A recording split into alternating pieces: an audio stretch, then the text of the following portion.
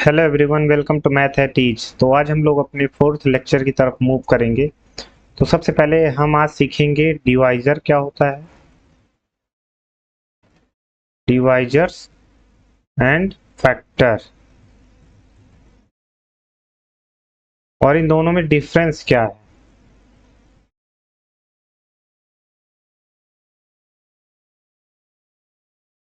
तो इससे मूव करने से पहले पहले मैं आपको बता दूं, जैसे हम लोग किसी टर्म को डिवाइड करते हैं, जैसे मैंने 5 डिवाइडेड बाई 2 लिखा, 5 डिवाइडेड बाई 2, तो 2 टू ज़ा 4, तो 2 टू आस 4, तो ये 1।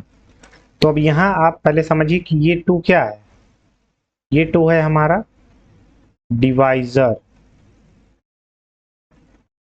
एंड 5 क्या है हमारा, 5 है डिवाइडेंड, डिवाइडेंड। और ये 2 क्या है हमारा, कोशेंट। और ये 1 क्या है, रिमाइंडर।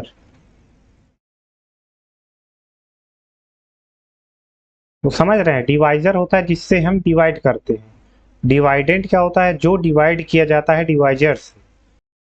कोशेंट क्या होता है हमारा, जो डिवाइड करने के बाद जो रिजल्ट मिला। और रिमाइंडर, जो संख्या बच जाती है। तो एक यहाँ आप इंपॉर्टेंट रिलेशन नोट कर सकते हैं कि मैं 5 को क्या लिख सकता हूँ, 5 को मैं लिख सकता हूँ 2 इंटू 2 प्लस 1। तो यहां से आप क्लियरली देख रहे हैं, तो 2 टू ज़ा 4 प्लस 1 5, तो ये सेटिस्फाई कर रहा है, तो सेटिस्फाइज। अब देखो, तो यहां से हम क्या लिख सकते हैं, 5 यहाँ क्या था, डिवाइडेंड। तो यहाँ डिवाइडेंड, डिवाइडेंड बराबर क्या, डिवाइजर इंटू कोशेंट प्लस, इससे ब्रैकेट में कर लो, प्लस रिमाइंडर। हमारा फार्मूला है कि डिवाइडेंड, डिवाइजर, कोशेंट और रिमाइंडर का क्या रिलेशन मिलता है। तो ये आप लोग एक जगह लिख लीजिएगा। तो आप यहां से समझ रहे डिवाइजर क्या है।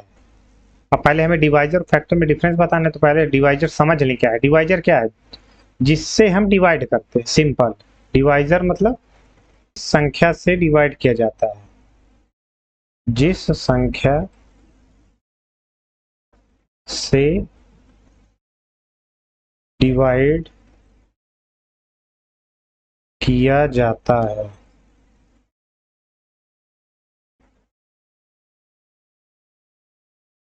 समझ गए आप। जैसे मैं कह दूं कि 2 डिवाइजर है किसका, 6 का, तो 2 3 जा 6, तो ये कट गया। तो यहाँ डिवाइजर क्या है, 2 है, कोशेंट क्या है, 3 है, डिवाइडेंट क्या है, 6 है, एंड रिमाइंडर क्या है, 0। यहाँ हम 0 भी लिख सकते हैं। तो आप समझ गए डिवाइजर क्या है। अब चलिए समझते हैं कि फैक्टर क्या होता है। फैक्टर भी एक डिवाइजर होता है, लेकिन इसमें ये डिफरेंस क्या होता है, पहले लिख रहे हो definition. A divisor that divides the number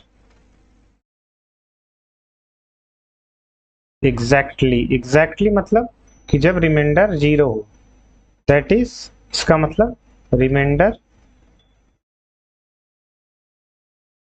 बराबर 0 आए। जैसे मैं लिख दूं 20, तो 20 के डिवाइजर क्या है, मतलब 20 को क्या क्या डिवाइड कर सकता है। तो 20 को डिवाइड कर सकता है 2, इस तरह से 20 को सब डिवाइड कर सकते हैं। जैसे मैं कहती हूँ इसके डिवाइजर क्या होंगे, तो 2 हो जाएगा, 3 भी कर देगा डिवाइड, 4 भी कर देगा, 5 भी कर देगा, 6 भी कर देगा, 7 भी कर देगा, एंड सो ऑन। अब मैं कहता हूँ इसका फैक्टर क्या है, ये इसके क्या हो गए, डिवाइजर। अब मैं कहता हूँ कि इसका फैक्टर क्या है, तो फैक्टर मतलब रिमाइंडर 0 आना चाहिए। समझ रहे हैं। तो जैसे मैं 20 को क्या, 20 को डिवाइडेड किया 2 से, तो क्या है, 2 10 जा 20, तो ये मतलब रिमाइंडर यहाँ 0 हो गया। जैसे कह दिया 2 डिवाइडेड बाई 3, तो ये कैसे होगा, देखो 3 डिवाइडेड बाई 20, तो 3 6 जा 18, तो रिमाइंडर क्या बचा 2। तो इसका मतलब ये डिवाइजर नहीं है।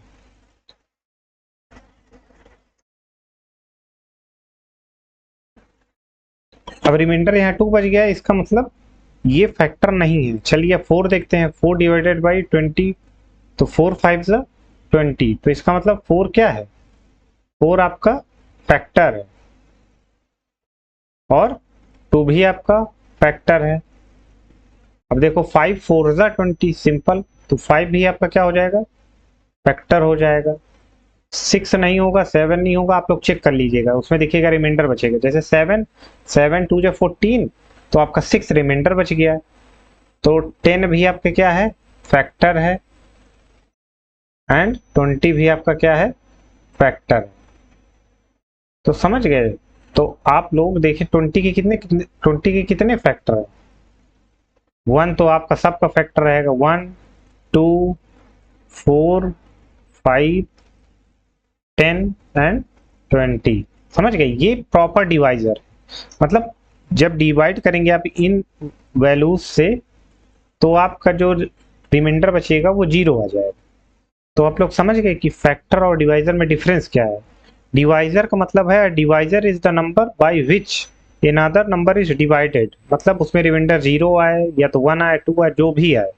लेकिन फैक्टर की डिफिनेशन क्या कहती है, अ divisor that divides the number exactly, इसका मतलब रिमाइंडर 0 आना चाहिए। तो समझ गए। अब यहाँ तो यहाँ एक नोट लिखिए, every factor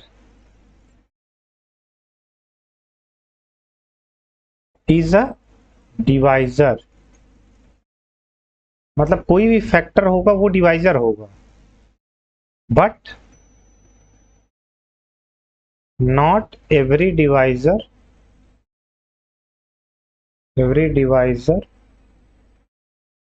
is a factor.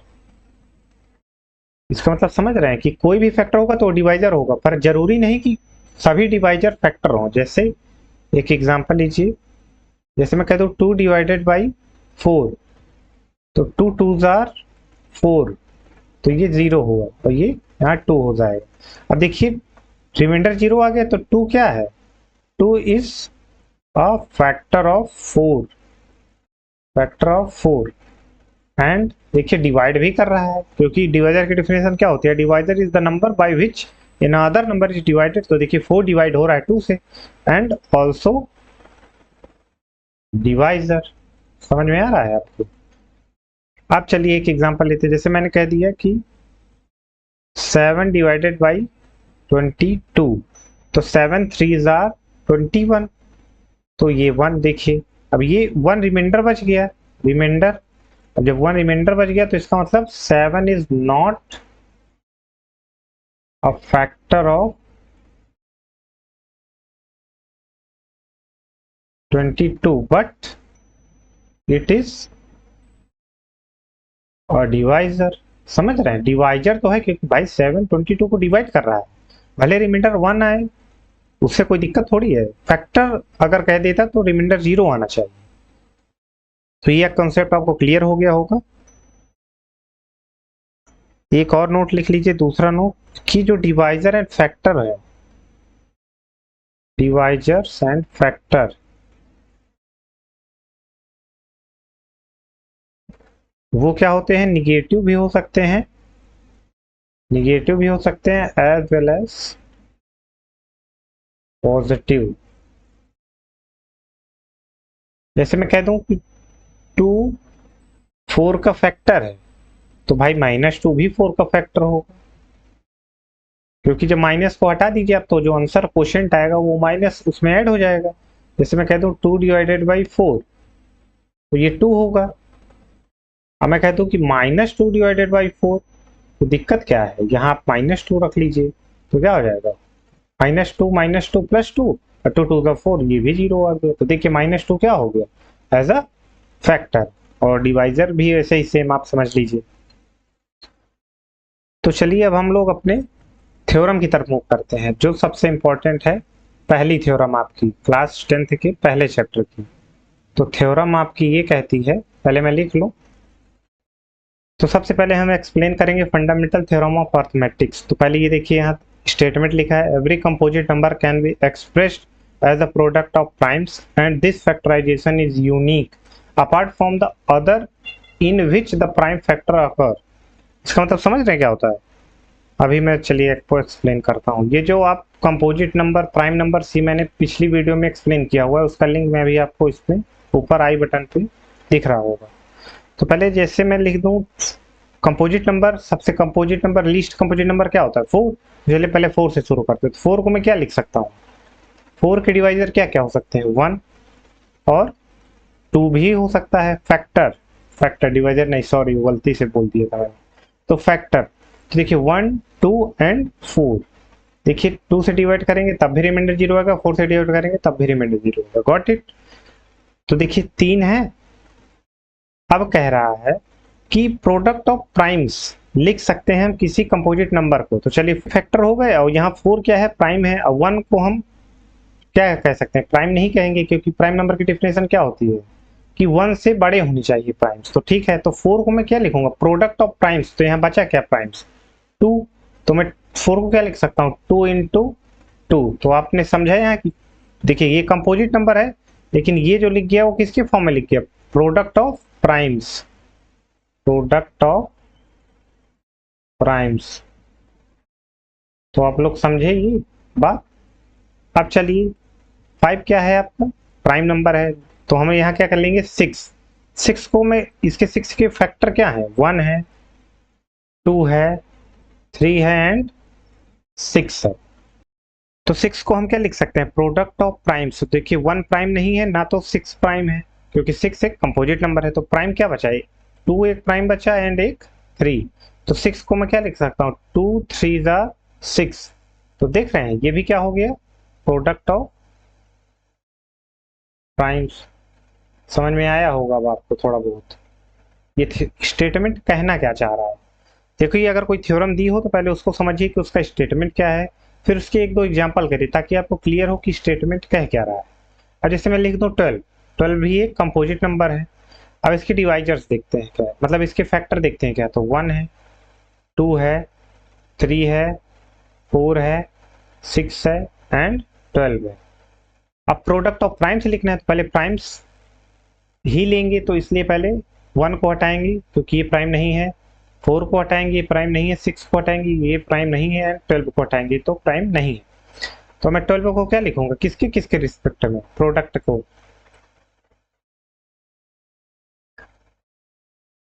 तो मैं 12 को किसके किसके प्रोडक्ट में लिखूंगा? 2 एंड 3 के। तो सबसे पहले लिखूंगा 2 इंटू 3। अब 2 3 जार 6 और 6 2 जार 12। तो यहाँ क्या लिखूंगा? 2। तो इसे देखिए ये भी सही है आपका, और इसको मैं क्या लिख सकता हूँ? 2 के 2 इंटू 3, ये भी सही है। लेकिन देखिए यूनिक है। यूनिक क्यों है? क्योंकि इसके अलावा अगर ऑर्डर को हटा दें, ऑर्डर मतलब ए इंटू बी लिखो या तो बी इंटू ए लिखो, इनका ऑर्डर चेंज है लेकिन कोई फर्क नहीं है। ए इंटू बी में भी वही वैल्यू आएगी, बी इंटू ए में भी वही वैल्यू आएगी।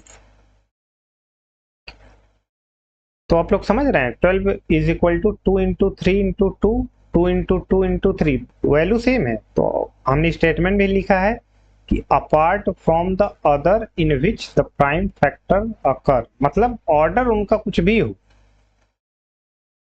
यहाँ अदर की जगह यहाँ ऑर्डर होगा। वही तो एरर लग रहा था। यहाँ लिख लीजिए ऑर्डर, ORDER, समझ गए? ऑर्डर मतलब कुछ भी हो, प्राइम फैक्टराइजेशन सेम रहना चाहिए। प्राइम फैक्टराइजेशन देखिए यूनिक है। तो ये थ्योरम का स्टेटमेंट है, आप लोग समझ गए। अब हम लोग सबसे पहले सीखेंगे कि एलसीएम और एचसीएफ क्या होता है। वैसे आप लोगों ने पिछली क्लास का, लेकिन मैं एक बार रिकॉल कराऊंगा। Recall HCF and LCM. HCF और एलसीएम पहले डिफिनेशन समझते हैं। तो एचसीएफ क्या है? पहले एचसीएफ से पहले हम लोग समझेंगे एलसीएम। एलसीएम तो इसका फुल फॉर्म होता है लीस्ट कॉमन मल्टीपल। तो समझ, लीस्ट मतलब सबसे छोटा, और कॉमन मतलब जो दोनों में। देखिए एलसीएम और एचसीएम जब भी निकालेंगे तो दो नंबर के बीच में निकालेंगे, तभी नहीं है कॉमन टर्म हुआ है। सी मतलब कॉमन, और एचसीएफ का मतलब क्या होता है? Highest common factor. अब आपको फैक्टर भी पता है, मल्टीपल भी पता है। जैसे मैं एक एग्जांपल लेता हूँ, एग्जांपल जैसे मैंने ले लिया 4,6। देखिए दो नंबर आ गए, इसका मुझे क्या निकालना है, LCM। तो 4 का देखिए मल्टीपल हमें चाहिए, तो 4 के मल्टीपल क्या होते हैं, 4 1 4, 4 2 4 3 12, 4 4 16, 4 5 20 एंड सो ऑन। अब जैसे मैं 6 में जब जाऊंगा तो क्या होगा, 6 1 6, 6 2 12, 6 3 18, 6 4 24, 6 5 30 एंड सो ऑन।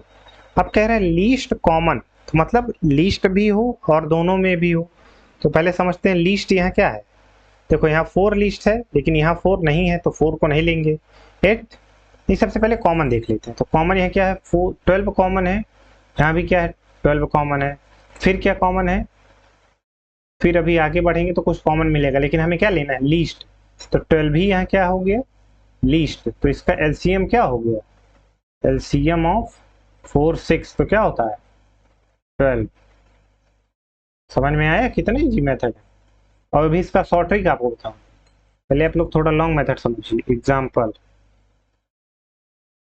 जैसे मैं कह दूं कि 9 और 12। अब चलिए पहले एलसीएम निकालते हैं इसका, एलसीएम। अब 9 का टेबल, 9 9 2 जा 18, 9 3 जा 27, 9 4 जा 36, 9 5 जा 45 एंड सो ऑन। अब चलिए 12 का, 12 1 जा 12, 12 2 जा 24, 12 3 जा 36 एंड सो ऑन। देखिए मैं क्यों रुक गया, क्योंकि मुझे कॉमन मिल गया ना।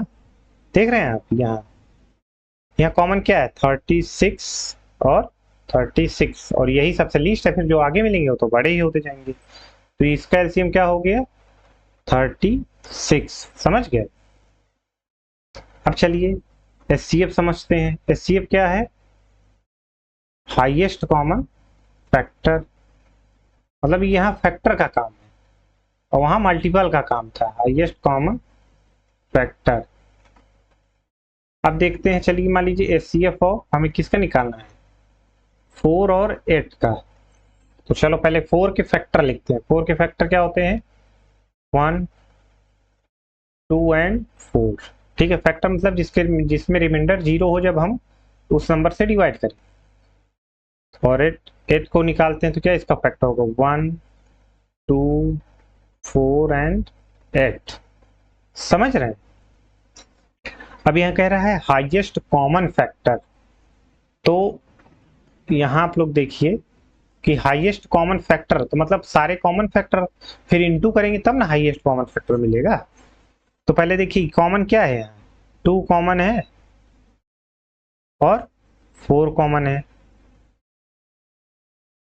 तो यहाँ हाईएस्ट कॉमन फैक्टर क्या हो जाएगा, एचसीएफ बराबर 2 इंटू 4। तो इसकी वैल्यू क्या हो गई, 4 2 जा 8।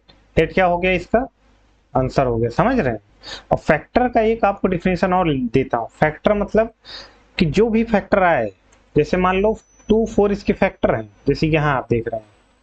तो 2 4 मैं किसी भी दो टर्म का इंटू करूं तो मुझे 8 आए, तभी वो उसका फैक्टर है। जैसे 8 को मैं यहाँ क्या लिख सकता हूँ, 8 को मैं 2 इंटू 4 भी लिख सकता हूँ। तो 2 इसका फैक्टर है, 4 इसका फैक्टर है। ठीक है।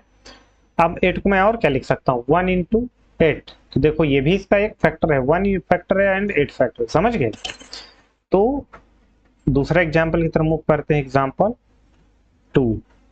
अब यहाँ एग्जाम्पल लेते हैं 9 और 15।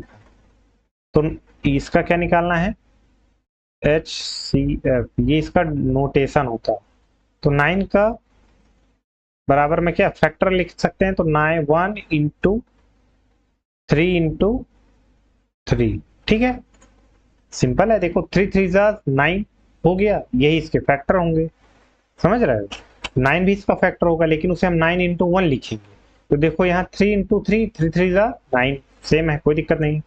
15 को मैं क्या लिख सकता हूँ, 15 को लिख सकता हूँ 1 इंटू 3 3 5 जार 15 और फिर 5, तो देखो 5 3 जार 15।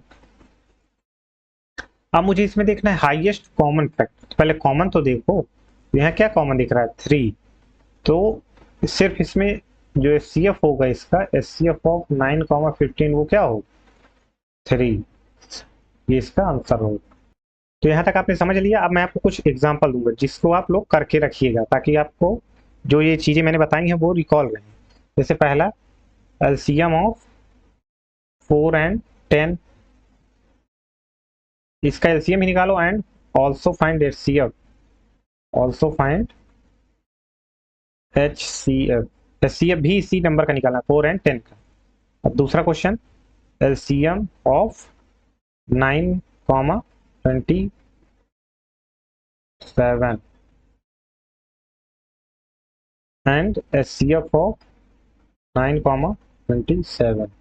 तीसरा क्वेश्चन